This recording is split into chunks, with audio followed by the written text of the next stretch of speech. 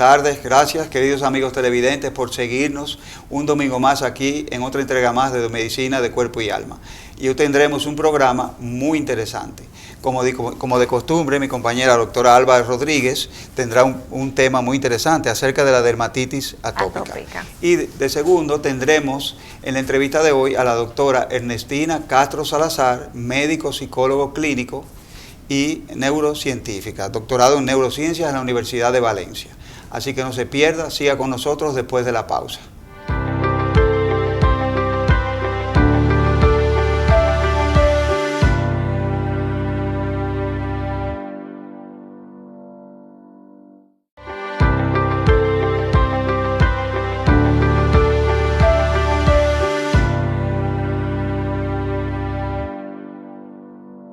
Por estar con nosotros aquí en Medicina de Cuerpo y Alma y siempre trayéndoles a todos ustedes las últimas novedades en el área de dermatología. Y en la tarde de hoy vamos a hablar sobre los nuevos tratamientos que disponemos en la República Dominicana para la dermatitis atópica. La dermatitis atópica es una enfermedad bastante frecuente en nuestro medio y ocurre en niños que tienen antecedentes o que sufren de apretamiento de pecho, también de rinitis o como lo conocemos como pituita. Y estos son niños que desde la infancia comienzan a presentar picazón en el cuerpo, piel seca, ojos secos, se frotan mucho los ojos, siempre tienen dermatitis. Y aparece la dermatitis regularmente en los brazos y detrás de las rodillas.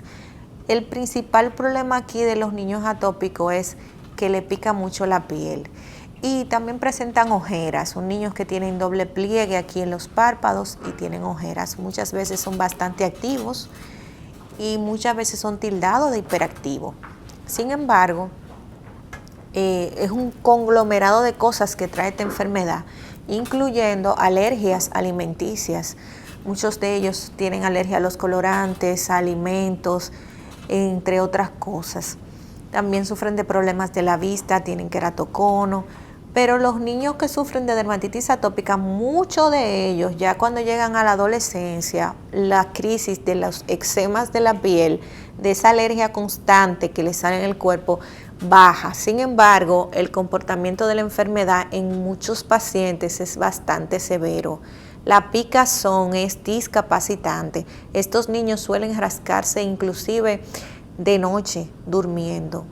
Ya cuando llegan también a la adolescencia y en la adultez, puede que persistan los síntomas, volviendo a este paciente con afección psicológica por su condición y también por la incomodidad de la comezón.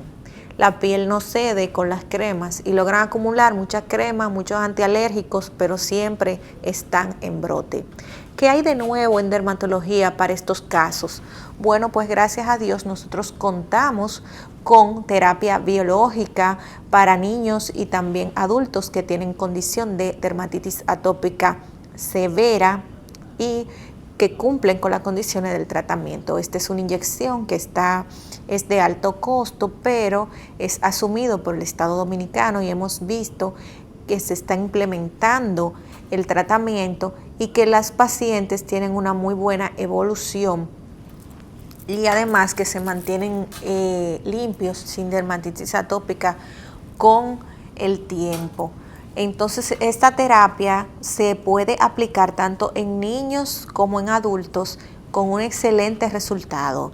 Hemos visto en otros países, en las casuísticas presentadas, de cómo las personas que utilizan solamente el medicamento se mantienen limpios, sin pruritos, sin picazón y muy controlado de la dermatitis atópica. Y gracias a Dios, pues estamos disponiendo el tratamiento en la República Dominicana y prontamente pues se estará, Dios mediante, a disposición del pueblo dominicano por el Estado y eso se está luchando para que eso se pueda pues lograr. Dentro de las novedades que hay para esta enfermedad, la terapia biológica es uno de los tratamientos en donde tenemos más esperanza para estos pacientes que tienen una vida bien difícil lidiando con la dermatitis atópica.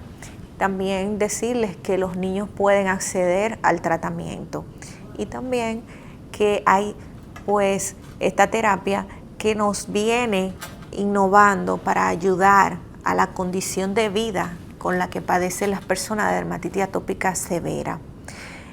Con la aplicación del mismo, el paciente se mantiene sin lesiones y no deprime su sistema inmunológico. O sea, el paciente, la terapia no es con una supresión importante de su sistema inmunológico. Por eso los niños también califican para utilizar este tipo de terapia. A todas las madres o padres que tengan hijos que sufran de dermatitis atópica y que sean cuadros muy repetitivos, que no se le quite la picazón, que sean diagnosticados, pueden preguntar a su dermatólogo o a su pediatra acerca de la utilización de terapia biológica, porque ya en nuestro país disponemos del tratamiento. Hasta aquí mi cápsula dermatológica en la mañana de hoy. No se pierdan el segmento urológico y nuestra invitada en la tarde de hoy. Vamos a una pausa comercial y volvemos luego de ella.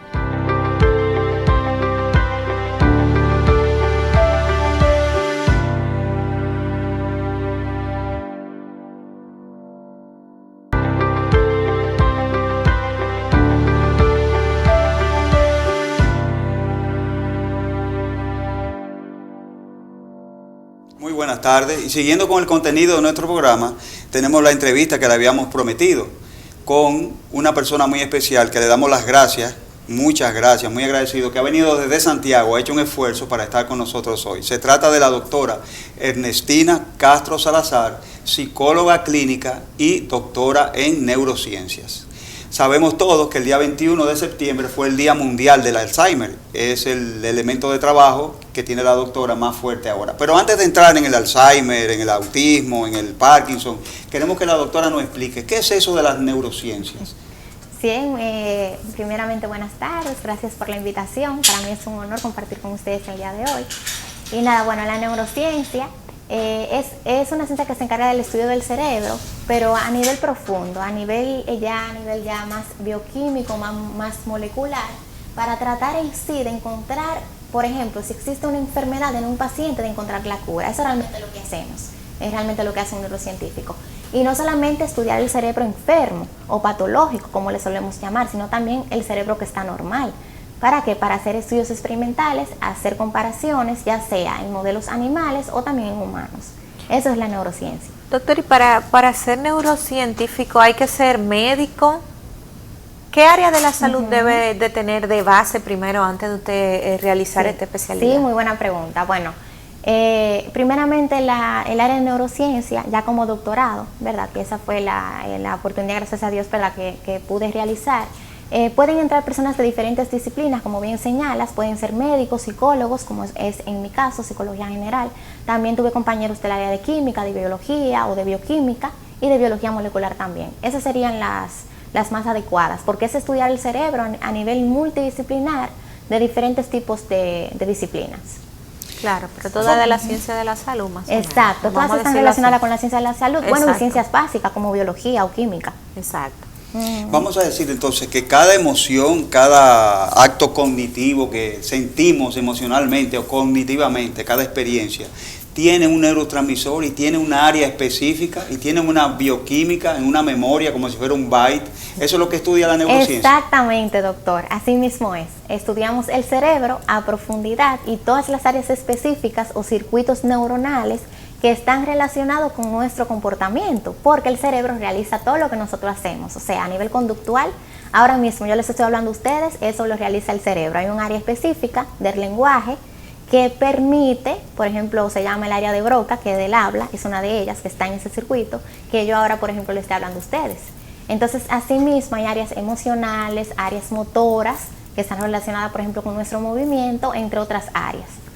Doctora, ¿y cuáles enfermedades o cuáles condiciones ven ustedes más frecuentes en su consulta? ¿Cuáles son los diagnósticos más frecuentes que usted recibe con lo que usted trabaja? Ok, excelente. Sí, se trabaja mucho, como habíamos señalado al inicio, la enfermedad de Alzheimer, como había dicho el doctor. Muchos casos de esta enfermedad, incluso cada día más, como la edad ha avanzado, ¿verdad? La longevidad, hay más casos. Entonces esta enfermedad está muy relacionada con la edad. A partir de los 65 años en adelante ya se puede empezar a dar un diagnóstico de esta enfermedad. También se trata casos de trastorno de Parkinson, también trastorno de daño cerebral, y también podríamos hablar de autismo, algunos casos de autismo que también se trabajan y que llegan a consulta y que están aumentando, entre otras enfermedades. Sí, usted habló hace un momento que hay personas que tienen un accidente, un traumatismo cerebral, y entonces también le trabajan esa área. ¿Cómo se hace el trabajo en esa área? Sí, correcto. Bien, desde el punto de vista ya neuropsicológico, que es la parte que no comenté antes, la otra especialidad que yo tuve la oportunidad de realizar es en el ámbito ya más en neuropsicología y neurorehabilitación, que ahí ya sí la orientación es más a nivel clínico. ¿Qué sería? Que se realiza una terapia con ese paciente. Imagínate que ese paciente tuvo un accidente automovilístico y que tiene un área afectada específica, por ejemplo, de atención, de concentración o del lenguaje. Entonces esa parte se trabaja en terapia. ¿Para qué? Para tratar de que esa persona tenga mejor calidad de vida y que vuelva a su vida normal lo más posible que se pueda. También se trabaja la parte emocional, porque en muchos de esos casos, estos pacientes que tienen un déficit a nivel cognitivo, ¿verdad?, o una parte de la memoria que les fue afectada, en algunas ocasiones podemos tener un paciente que no mueva, por ejemplo, un área del cuerpo, por ejemplo, que se quede sin mover, el brazo izquierdo. Entonces se trabaja también esa parte a nivel motor, a nivel cognitivo y también a nivel emocional. Entonces ahí entrarían los derrames cerebrales, la persona que por ejemplo le da un derrame y queda muchas veces letárgico, que piensan lento, que quedaron con algún tipo de secuela del evento. No solamente se da terapia de fisiatría para movimiento, trabajamos la parte cognitiva y emocional de ese paciente. Esa parte de aquí arriba que se le afectó del cerebro con el evento, entonces también se puede trabajar, porque muchos de estos pacientes inclusive se deprimen. Exactamente. Por el momento, por lo que están pasando en el momento. Claro, porque es uno estar en una situación que uno no estaba y que no pensaba que te iba a ocurrir. Y de repente tú quedar encamado, en casos por ejemplo que tengo la oportunidad de abordar, y lo primero que hay que trabajar en el paciente es la parte emocional. Por ejemplo, si tú ves que este paciente tiene sintomatología depresiva, hay que tratarlo primero y luego trabajar la cognitiva. ¿Por qué? Porque la depresión afecta a la memoria, afecta la cognición, afecta la atención en ese paciente. Entonces, primeramente, el abordaje sería multidisciplinar. Ok, vamos a trabajar la depresión, la parte emocional o el estrés o la ansiedad, o también esos pensamientos obsesivos compulsivos negativos que van a llegar en ese momento, inclusive hasta ideas suicidas, que son difíciles de abordar y que el paciente entienda por la situación que está pasando. Entonces luego darle paso ya pues a la terapia que les comentaba, ya a nivel más cognitivo. Me gusta mucho la idea porque resulta que en el Alzheimer los geriatras y los médicos pues trabajan con medicamentos y tratando pues los diferentes aspectos clínicos de ese paciente, pero me llama muchísimo la atención que la parte cognitiva hay un especialista que trabaje el asunto de la memoria y que sería de muchísima utilidad, me imagino, en los estadios tempranos de diagnóstico de la enfermedad, porque muchas veces comienzan pues ya los abuelitos a decir que se le están olvidando las cosas, que dejan las cosas prendidas, y son datos que nos pueden a nosotros alertar de que puede haber una cierta pérdida de la memoria. Excelente, así mismo es como bien señalas. Hay que estar atentos, porque muchas veces nosotros nos descuidamos y decimos, no, eso es papá, ya eso es la edad, ¿ves? Ya eso es normal que se le están olvidando las cosas, pero hay que ver hasta qué punto, ¿cierto? Porque a nosotros mismos, en cualquier momento, por estrés, por ansiedad, se nos puede olvidar algo y no quiere decir que tengamos problema cognitivo. Entonces, para dar el diagnóstico, ahí que viene un poco difícil la situación del diagnóstico, por eso se requiere realizar tantas pruebas a nivel de imagen, que se necesitan para ver la atrofia cerebral específica, si está en el paciente o no, y también a nivel, como les comentaba, a nivel neuropsicológico. O sea, yo necesito trabajar a nivel multidisciplinar, por ejemplo, realizar pruebas a nivel biológico, para yo darme cuenta si realmente ese paciente va orientado a una enfermedad de Alzheimer o quizás no va orientado a Alzheimer. Quizás tiene otro tipo de enfermedad neurodegenerativa. Una demencia vascular. Exactamente. Otro tipo de demencia. Que puede ser Parkinson, que puede ser, como bien señala, vascular o cuerpos de Lewy, entre otras. O también puede ser que se le estén olvidando la cosa, como bien decíamos, por una depresión. Que esos casos, por ejemplo, me han pasado un poco en consulta. Y a veces llega el paciente porque ya está muy mayor, por ejemplo, ya no está ahí realizando sus habilidades como antes, ya no trabaja, ya los hijos se fueron de casa, está solo, por ejemplo, puede pasar por un duelo, que la esposa falleció. Entonces, claro, entra en ese círculo vicioso. Entonces, para dar diagnóstico, ahí hay que ver exactamente a nivel multidisciplinar, como bien señalamos, con la ayuda del neurólogo, del geriatra o de otros profesionales, cómo abordar a ese paciente y cómo ayudarle, porque el fin es que el paciente tenga calidad de vida. Y en su experiencia, doctora, con su práctica, después que usted retorna a la República Dominicana y ya está trabajando pacientes, ¿funciona? ¿Ayuda? ¿El paciente tiene mucho. mejor? Te comento por qué razón. Porque es una forma, por lo menos hablando de Alzheimer o de esas enfermedades neurodegenerativas que comentábamos, es una forma de yo ayudar no solo al paciente, sino también a la familia. Porque hay que abordar también ese familiar que lo está cuidando y que tal vez no sabe por el proceso que va a pasar, que a medida que pasen los años, él va a ir perdiendo facultades, y también el mismo paciente, que él pueda darse cuenta dentro de lo cognitivo, mientras todavía él se encuentre bien, ¿cierto? Y él pueda decir, mira, yo ponerle imágenes, por ejemplo, en la casa, mira, se me está olvidando, por ejemplo, hasta cepillarse los dientes. Entonces colocas imágenes y ya él se levanta a nivel intuitivo, lo ve, y más o menos. O sea, ese es un ejemplo de los tipos de terapia que yo te puedo comentar. Y sí, claro que ayudan. Claro, también los fármacos.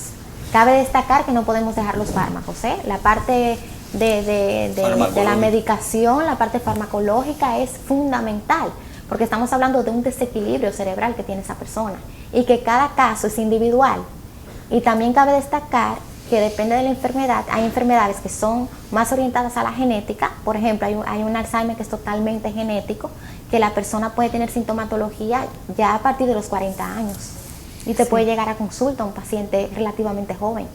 Y hay otro, como les comentaba, que a partir de los 65 años en adelante. Entonces, ahí habría que ver también a nivel familiar cuál es la historia y cómo yo abordo estos casos. Doctora, usted habló ahora de depresión, de demencia, y sabemos que la depresión está ligada a un déficit de serotonina y la demencia a un problema con la dopamina. Sí. ¿Hay avances dentro de la neurociencia? ¿Se ha detectado un sitio específico, una estructura anatómica cerebral o algo más a nivel molecular sobre el cerebro en estas dos enfermedades que son bastante frecuentes? Sí, bueno, los estudios en cuanto a las enfermedades neurodegenerativas, por ejemplo con Alzheimer, siempre van a ir enfocados al área de la memoria. O sea, están orientados a ver el desequilibrio de esos neurotransmisores, como bien comentaba, que están relacionados también con el sistema límbico, el de dopamina, que tiene que ver, ¿verdad?, con la parte nuestra de la felicidad y demás.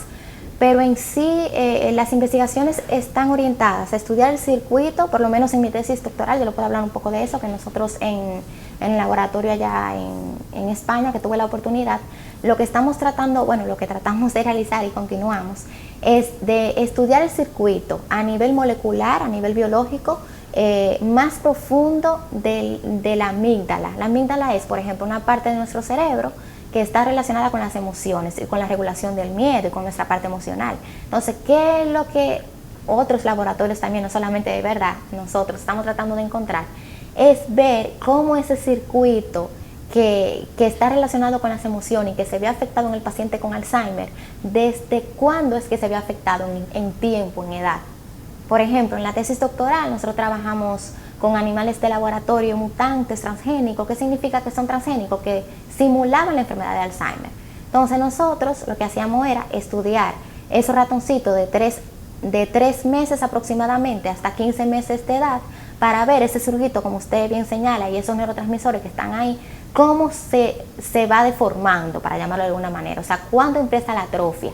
Que ya en el año 1991 otros investigadores como Brad y Brad encontraron que a partir de los 2 meses y medio, 3 en adelante, por lo menos, y también en humanos, para hacer una traslación, estamos hablando de modelo animal y luego tratar de pasar eso en una persona. Entonces eso es realmente lo que se está tratando de hacer, de qué desequilibrio y qué disminución hay en esa enfermedad, por ejemplo en la enfermedad de Alzheimer. Y ya en el caso de la depresión también se trabajan con modelos de animales simulando en este módulo de ratón esos trastornos, por ejemplo con la depresión, con diferentes tipos de metodologías, para ver también ese circuito ya más amplio a nivel del sistema límbico realmente hasta la fecha un avance así, por ejemplo, muy amplio que yo les pueda decir es lo que tenemos hasta ahora, o sea, específicamente los neurotransmisores que están disminuidos en ese cerebro o que están aumentados, y por eso el desequilibrio de estas enfermedades.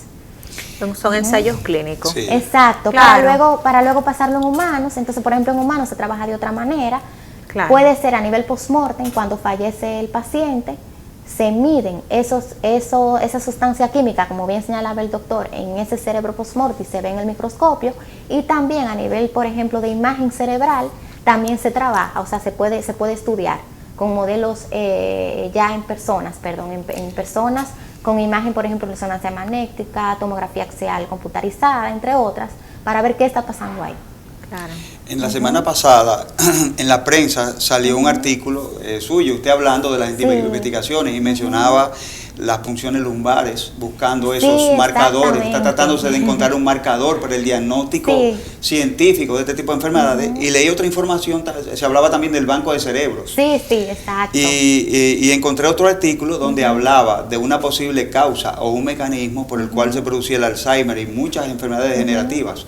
Y comenzaba el artículo: ¿qué pasaría si usted en su casa no bota la basura? ¿Qué pasaría? Y ahí entonces te llevaba al cerebro y decía que el origen de estas enfermedades es un fallo en la eliminación de todas estas sustancias que se producen. Entonces, entre ellas la beta-amiloide, el tau, y entonces hacía un fallo en la eliminación. Y se hablaba de un tal sistema linfático, que no es más que los espacios de Virchow-Robin ayudados por las glías, sobre todo los astrocitos y los oligodendrocitos. Son células del cerebro que no tienen una relación cognitiva, pero sí ayudan a sostener y a estructurar el cerebro, a las neuronas. Exactamente.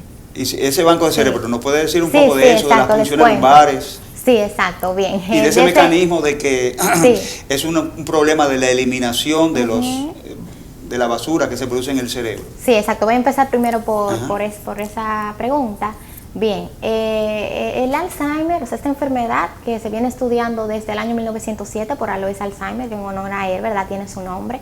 Se estudia en una paciente de 51 años que presenta esa acumulación que usted señala en la proteína tau y beta-amiloide, que en ese entonces no se sabía lo que era, y luego más adelante otros científicos se dieron cuenta que lo que pasa es, como usted bien dijo, un aumento de la proteína tau y la proteína beta-amiloide, que son proteínas normales que todos tenemos en el cerebro, que ayudan en procesos determinados, bien, a nivel axonal, a nivel de normal. Entonces, ¿qué pasa? Cuando se acumula, por ejemplo, beta-amiloide o tau, va a haber un aumento en esas áreas específicas del cerebro, como yo le comentaba, empezando por el hipocampo, como los estudios han señalado, o por la parte frontal, que tiene que ver con el razonamiento, o otras partes, por ejemplo, emocionales, y van entonces a destruir. ¿Qué es lo que ocurre?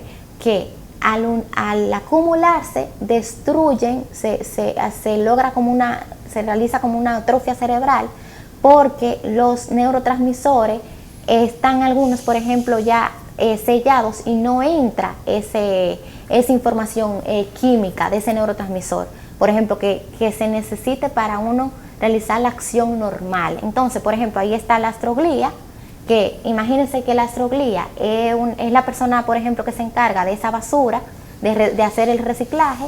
Ya no va a poder hacer el reciclaje porque todo se está acumulando, todo está dañado, y todo, a medida que el tiempo pase, se va a atrofiar. Entonces eso es lo que pasa a nivel biológico. Sí. Es una de las teorías. Sí, es una de las teorías. Hay varias. La teoría beta-amiloide, la teoría de tau, pero hay muchísimas. Esa es una que todavía hasta la fecha se está trabajando. Y bueno, del proyecto que me mencionaba el doctor, en cuanto al artículo que salió, el proyecto está, vamos a decir, dirigido por la doctora Mar Pacheco, que es la encargada del laboratorio, en el laboratorio donde yo trabajo, en la Pontificia Universidad Católica Madre y Maestra. Ahí está el laboratorio de neurociencia, así se llama, y también está el laboratorio de biología molecular, que es uno de los primeros también del país, cabe destacar. Entonces, ¿qué es lo que busca el proyecto? Que la doctora es la IP, como nosotros le decimos, la investigadora principal, y yo colaboro ahí, ¿verdad?, como coinvestigadora. Estamos tratando de encontrar un biomarcador relacionado con la enfermedad de Alzheimer y otras enfermedades neurodegenerativas, para poder dar un diagnóstico antes cuando te llega el paciente a consulta, porque lo que pasa es que cuando ya el paciente llega a consulta, ya llega con el problema, como bien mencionábamos, a veces los hijos o los familiares cercanos o la persona que cuida a esa persona mayor no se da cuenta de la sintomatología. Entonces, cuando el paciente llega a consulta, que uno lo recibe, ya llega ya muy deteriorado. Con trastorno de la conducta, sí, y muchísimas ya llega cosas. Impulsivo, agresivo, problemas emocionales, Sí. no reconoce muchas veces, hoy te reconoce que tú eres su hijo, hoy sí, mañana no. Entonces, claro, por eso lo del biomarcador, porque de encontrar otro, porque sí existe vía lumbar, encontrando el líquido cefalorraquídeo haciendo esta técnica, lo que trata de buscar que ya lo han realizado, ¿verdad?, otros investigadores, inclusive a nivel internacional, es una de las técnicas que se utilizan para dar el diagnóstico de Alzheimer, porque recuerden que habíamos comentado que eran muchas pruebas que realizamos, Claro. esa es una, mediante el líquido cefalorraquídeo para ver los niveles que hay de beta amiloide y de tau, de estas proteínas que habíamos dicho antes que estaban en desequilibrio, estaban aumentadas. Exactamente. Entonces queremos encontrar otro. ¿Eso lo hacen ustedes? ¿Su laboratorio está aquí o allá en Santiago? Está en doctora? Santiago, sí, en la Pontificia Universidad Católica, recinto Santiago. De Santiago. Ahí estamos colaborando, como bien comentaba, con la doctora Mar Pacheco. Doctora, y los pacientes que tienen Alzheimer, que nosotros vemos que lo diagnostican, lo tratan, muchos profundizan muy rápido en la enfermedad. Muchas veces los familiares solamente se centran en darle los medicamentos, dejarlo en una silla, tratarlo así porque ya tiene Alzheimer. Entonces, en este caso, y uno ve el cambio tan drástico de un paciente que recién, por ejemplo, a veces se diagnostica y ya a los 6 meses ya ese paciente no habla, ya ese paciente perdió más facultades de la que tenía, ya se orina donde quiera, ya quiere salir de la casa. En el caso de su terapia, porque me llama muchísimo la atención, creo que sería de muchísima utilidad. Estos pacientes que son diagnosticados, no importa, por ejemplo, si en estadio temprano, cómo esté, cuando usted realiza su intervención, ¿retrasa eso? ¿Trabaja eso? Déjame comentarte. Lo primero es, para hacer la intervención, que realizamos una evaluación neuropsicológica. Entonces, ¿qué es lo que me va a dar esta evaluación? Tú vas a medir ahí los niveles, por ejemplo, de atención, concentración, lenguaje. Habíamos hablado que el habla tiene problema en este paciente a medida que pasa el tiempo. Y otras esferas emocionales también, como la esfera, por ejemplo, de la agresividad que ese paciente pueda tener, la esfera, por ejemplo, de depresión, ansiedad o estrés. Entonces, ¿qué se busca? Bueno, para la terapia va a depender. Los pacientes van, como bien señalaste, va a tener un Alzheimer incipiente o va a tener ya un Alzheimer que está muy, muy avanzado. Manifiesto ya. Exacto. Entonces, dependiendo de los casos, el abordaje para un paciente, por ejemplo, que tal vez el diagnóstico no esté muy avanzado y que se está trabajando farmacológicamente de buena manera, esa intervención va a tener, claro, más probabilidad de que tarde más el paciente, vamos a decir, en ir perdiendo esa memoria, esa atención o esas otras facultades que es otro paciente que ya esté más avanzado, que ahí el abordaje se realiza más con la familia, no tanto con el paciente. Cuidador, Sí, con el cuidador, con la familia en general, hacemos el abordaje, porque ya el paciente ya es un paciente que, como bien señalaste, ya está deteriorado, ya está en cama, ya no sabe quién es, inclusive ya ha perdido la facultad de comer, ya no puede llevarse la comida a la boca y demás. Entonces ya el abordaje va a depender del caso para hacerlo, pero lo primero es lo que siempre se recomienda, realizar la evaluación neuropsicológica para ver dónde está, y lógicamente esa evaluación neuropsicológica no sola para el proceso de diagnóstico y de ayuda a la terapia. Claro, asociada a su geriatría y todo lo demás. El geriatra o el neurólogo o algunos casos psiquiatras que tengan también el conocimiento, por ejemplo, de la farmacología que le puedan dar al paciente, y trabajamos, vamos a decir, en equilibrio para ayudar en que tenga mejor calidad de vida. En conjunto. En conjunto. Claro. Doctora, hoy en día están muy en boga los tratamientos con electromagnetismo. Incluso hay un aparato que se pone que parece el casco de las señoras cuando van al salón, parece un secador de pelo. Sí. Y se le crea terapia electromagnética en vez de la terapia electroconvulsiva. Sí. ¿Usted Bueno, sabe le puedo comentar, un poco de sí. esa parte. En el máster que les dije de neurorehabilitación, trabajamos esa práctica fuera, en el extranjero, en la Universidad de Valencia. Porque aquí en el país creo que no hay tantos equipos, creo que hay algunos en algunas clínicas, pero bien, esto tiene una diferencia al otro tipo de terapia que se utilizaba mucho antes, porque en el otro el paciente convulsionaba, que usted comentaba, ¿cierto? Y tenía más efectos secundarios. Este tiene la ventaja donde, ¿verdad?, donde se pueda el paciente tratar, que al mismo tiempo que el paciente tiene el casco puesto, como usted comentaba, que se le ponen los electrodos, se está trabajando para el aumento neuronal, dependiendo de la parte que el paciente tenga problemas, sea el frontal, por ejemplo, sea el occipital, dependiendo del área del cerebro. Se trabajan aspectos, por ejemplo, para pacientes con Alzheimer, Parkinson, a nivel motor, por ejemplo, el paciente de Parkinson que tiene déficit. Se trabaja también la parte con pacientes que tengan depresión. Entonces, al mismo tiempo, lo bueno de esta terapia, que es estimulación magnética transcranial, es una de ellas, la otra es estimulación magnética directa, que tú puedes hacer la terapia, esa es la ventaja. Por ejemplo, tú puedes colocar el casco al paciente con estimulación magnética directa, poner los electrodos y al mismo tiempo ir trabajando la terapia de memoria, por ejemplo, y va a durar el paciente 20 minutos. Y sí que se ha visto en algunas investigaciones, algunos papers científicos ya, por ejemplo, en Estados Unidos, que se han publicado en España, el doctor León, que es un experto a nivel mundial, que tiene más de 10 años trabajando con esta terapia, pues sí que se ha visto la mejoría en este abordaje y en conjunto con la neuropsicología, porque eso es lo bueno, que tú puedes trabajar con el paciente estando él con la estimulación a nivel neurocognitiva y al mismo tiempo hacer la terapia de memoria o preguntarle cosas al paciente a nivel atencional, o qué tú desayunaste hoy, qué ropa te pusiste ayer, con qué tú andabas vestido, qué vestido tú tenías, y así se va trabajando. Para Excelente terapia, recomendada. Para que la gente sepa, es como si a uno le pusieran un gran imán en la cabeza, así como uno cuando era pequeño lo juntaba y atraía un clavo, un clip. Sí. Eso es poner un gran imán y someter a ese cerebro a esa gran fuerza de atracción que se llama electromagnética. Exacto, y que hoy en día, como usted bien señala, se está utilizando. Esperemos que aquí en el país se pueda de alguna manera, ¿cierto?, trabajar más, porque la verdad que es muy buena la terapia. Bueno, estamos en Medicina de Cuerpo y Alma, vamos a una pausa comercial y luego retornamos con el programa.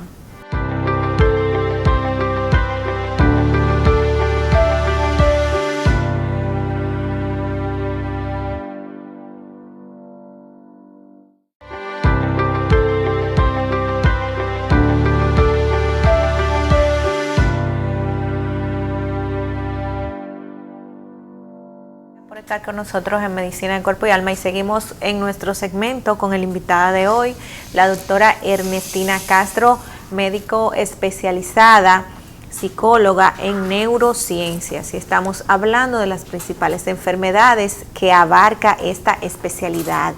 Doctora, usted mencionó al inicio que algunos casos de autismo ustedes tratan en su consulta. Me interesaría que nos oriente sobre este tema, porque es bastante común. Ahora mismo el autismo es una de las condiciones que se están viendo muy frecuentes en los niños. ¿Qué le aportan la neurociencia? ¿Qué trae de nuevo la neurociencia para el paciente autista? Bien, te voy a contestar desde el punto de vista ya más de neuropsicología, porque ya, como habíamos comentado antes, ya del ámbito de la neurociencia, sí que se aporta, pero ya estudiándolo, como te decía, con modelos animales y en humanos. Ahora, ya a nivel de neuropsicología, cuando te llega el paciente a consulta, se realiza esa misma intervención que te había comentado con los otros pacientes, por ejemplo, con Parkinson, Alzheimer. Se evalúa a ese niño que tiene este déficit. En algunos casos ya viene con el diagnóstico del neurólogo. Cabe destacar que ya desde el inicio ya el niño está manifestando alguna sintomatología a nivel conductual, ¿cierto? Que se repiten algunos estereotipos y demás, que es uno de los síntomas que estos pacientes tienen. Entonces, ¿en qué ayuda? Bueno, en hacer esa evaluación neuropsicológica para trabajar la terapia, por ejemplo, de atención, concentración y de lenguaje, porque en algunos casos de autismo severo, cabe destacar que estos niños tienen déficit en el lenguaje. Entonces, se trabajaría con esta parte más que nada. Ok, sí, claro, porque claro, le hacen el diagnóstico de autismo, pero el autismo es también diverso. Exacto, también te iba a comentar que hay casos de autismo muy, muy severo, que ahí uno realiza esa intervención neuropsicológica para hacer la evaluación, pero muchas veces en algunos casos es para posible operación de estos casos. Por ejemplo, algunos de esos casos de autismo severo es mucha agresividad que tiene el paciente. Entonces, bueno, una de esas formas que se le puede ayudar es haciendo la evaluación neuropsicológica para que ya un especialista ya del área más de cirugía, ¿cierto?, lo pueda trabajar en neurocirugía, que esos casos también se dan. Y el abordaje familiar que no se puede quedar. hay que hacer el abordaje con la familia. Con los Porque padres. con los padres, eso es primordial a nivel psicológico. Y en cuanto al autismo, doctora, ¿hay algún avance en la etiología, en el origen, en la causa del autismo? ¿Se ha asociado a algún déficit estructural, alguna molécula, algún neurotransmisor? No se ha sabido nada. Bueno, lo que le puedo responder es algo parecido como le comenté a las enfermedades neurodegenerativas. Se sigue trabajando en lo que es el estudio de modelos animales, pero relacionado con enfermedades del desarrollo, y todavía así a nivel profundo que yo le pueda decir, no hay un avance que yo le pueda decir, sí, ahora tenemos algún avance o una causa específica. Es una de esas enfermedades que las causas pueden ser multifactoriales, como siempre decimos como las anteriores, pero en el caso del autismo sí que no hay una específica que yo diga, sí, porque esto es por esta razón. No como con las anteriores que habíamos comentado.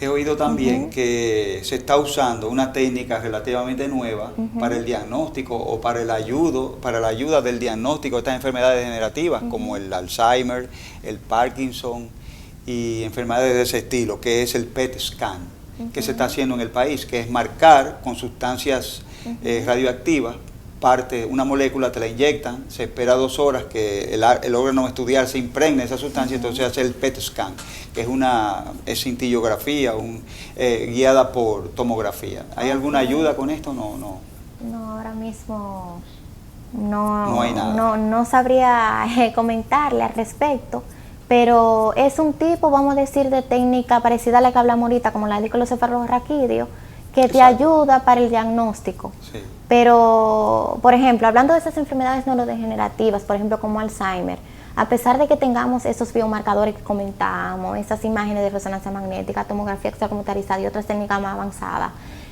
como decía, ¿verdad? Que paz descanse Aloysia Salme y los demás investigadores y científicos, ellos comentaban que la única forma fiable, claro, hasta la fecha, al menos que no nazca otra persona que haga una técnica así, ¿verdad?, fuera de lugar, para dar el diagnóstico real es cuando el paciente fallece post-mortem y verlo en sí en la biopsia. En la autopsia, en la autopsia cerebral. Es sí, la porque única. hay muchos tipos de demencia. Sí, porque es que hay muchos síntomas, como bien comentaban, no parecidos. No, claro, y se confunde mucho la depresión con síntomas de demencia. Muchas veces la demencia inician, y he visto hasta películas, de que las personas comienzan con síntomas depresivos y alucinando y cosas, entonces muchas veces son mal diagnosticados porque no se le da el diagnóstico a tiempo, porque es que la cosa se suele confundir. Sí, y muy bien lo que señalas, no se da el diagnóstico bien o no se da a tiempo, y es por lo que habíamos comentado antes. Esa atrofia cerebral, según las investigaciones, está 10 años antes o 15 años antes en el cerebro, ese problema. Lo que pasa es que tú no ves la sintomatología todavía. Según lo que se ha investigado, está ahí el problema, pero tú no lo estás viendo. Entonces, a medida que pasan los años, ya el paciente ya está muy mayor, te llega a consulta, ya con la sintomatología, pero que se estuvo acumulando ahí de hace años antes. Entonces, ahí es que está el problema con esas enfermedades neurodegenerativas. Doctora, ¿y la familia, eso se hereda? Si uno tiene un familiar con Alzheimer, ¿puede ser que mi familia, que yo tenga Alzheimer, o debo de preocuparme por mi memoria si tengo un familiar con Alzheimer? Correcto, te comento. Hay 2 tipos de Alzheimer. Uno que es genético y otro tipo de Alzheimer que es más esporádico. Esporádico significa más relacionado con lo ambiental. Entonces, ¿qué pasa? El genético, si tú tienes un padre o tienes una madre, un ancestro, un abuelo, tienes la posibilidad de tener la enfermedad. Ahora, no se asusten, no quiere decir necesariamente que uno viva con ese pensamiento obsesivo compulsivo en la mente, así, porque si mi papá tuvo Alzheimer, a mí también me va a dar Alzheimer. No necesariamente, tienes la posibilidad genética, más que tal vez otra persona que no lo tenga, de que te dé la enfermedad. Pero, como bien comentábamos, estas enfermedades son multifactoriales, te pueden dar por diferentes causas, por ejemplo, por problemas con enfermedades de diabetes, enfermedades cardiovasculares, algún tipo de, como bien comentaba el doctor antes, el doctor Estrella, alguna enfermedad, algún daño cerebral, una isquemia, lo que sea, que te puede causar, según las investigaciones, más probabilidad de tener la enfermedad. Doctora, me surge una cuestionante. Ahora con la pandemia, con el coronavirus, quedamos muchos como sin mucha memoria. Todo lo que hemos padecido de COVID. en algún punto hemos quedado con ciertas alteraciones en nuestra memoria, ¿usted tiene alguna recomendación de que uno puede hacer para mejorar la memoria? Sí, bueno, la memoria está muy relacionada con la atención, que eso es muchas veces que nosotros no lo sabemos. Si yo no tengo un buen sistema atencional, yo no voy a tener buena memoria. Entonces, la recomendación siempre es, primero, trabaja la atención, que hay diferentes tipos. Por ejemplo, la atención focalizada de ver un punto o de recordar. Por ejemplo, tú estás leyendo 5 palabras y tú tienes la atención enfocada. Ok, son 5 palabras y vuelve y la lees. Entonces, hacer ejercicios que estén relacionados con atención y con memoria, tanto de atención selectiva y también de memorizar. Eso podría ayudar, es uno de los ejercicios también que se trabajan en la terapia. Y otra cosa interesante es, para que no me afecte la memoria, cómo está mi nivel de estrés. Porque si yo estoy muy estresado y estoy muy ansioso, va a aumentar el cortisol, esa sustancia química, ¿verdad?, hormonal, y va a hacer que yo no recuerde las cosas.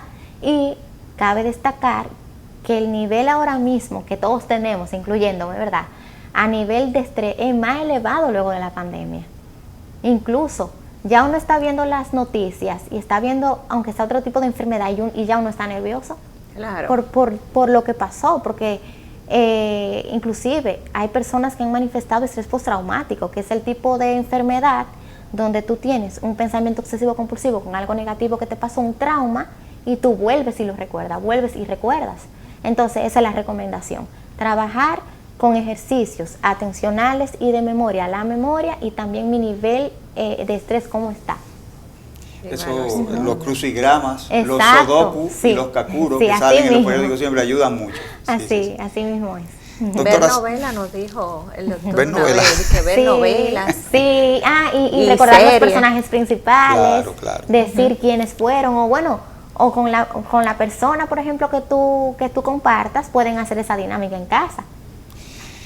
Doctora, sabemos que aparte de sus actividades profesionales de neurocientífica, investigadora, también usted trabaja como psicóloga clínica en un centro que se llama el CBE en Santiago, el Centro de Bienestar Emocional. Exactamente. ¿Nos puede hablar de eso? ¿Qué áreas tienen cubiertas? Sí, ahí estamos a la orden en Santiago, se llama Centro de Bienestar Emocional Dr. Zoilo García.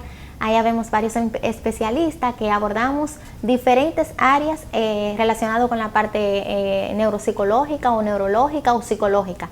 También el doctor Zoilo García, por ejemplo, él trabaja con la parte de la terapia cognitivo-conductual, también trabaja con la parte de realidad virtual, incluso en investigación en la universidad se está trabajando también con la terapia de duelo.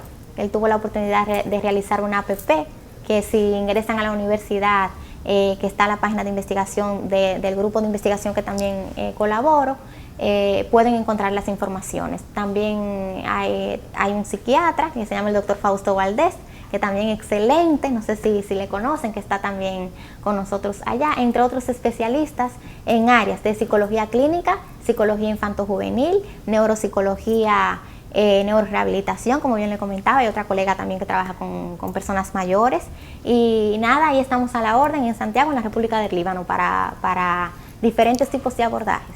¿Y aquí en la ciudad, doctora, usted viene a la ciudad en algún momento a sí, brindar aquí en un Santo servicio? Domingo también estamos a la orden. Algunos días a la semana suelo venir para trabajar terapia de neurorehabilitación y también neuropsicológica en el edificio de Corazones Unidos. Ahí estamos con la doctora, la neurocirujana que le había comentado antes, colaborando, la doctora Ámbar Pérez y también Rosy, que es neuróloga. Entonces ahí estamos también a la orden en Corazones Unidos. Muy interesante.